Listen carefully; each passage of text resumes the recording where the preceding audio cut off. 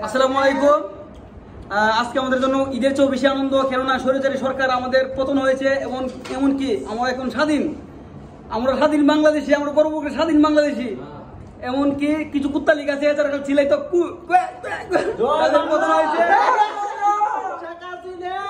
শেখ হাসিনা পাক ইউ, পাক পাক পাক ইউ, শেখ হাসিনা শেখ হাসিনা পাক পাক। ওকে, let's go সবাই এগুলো নাচো।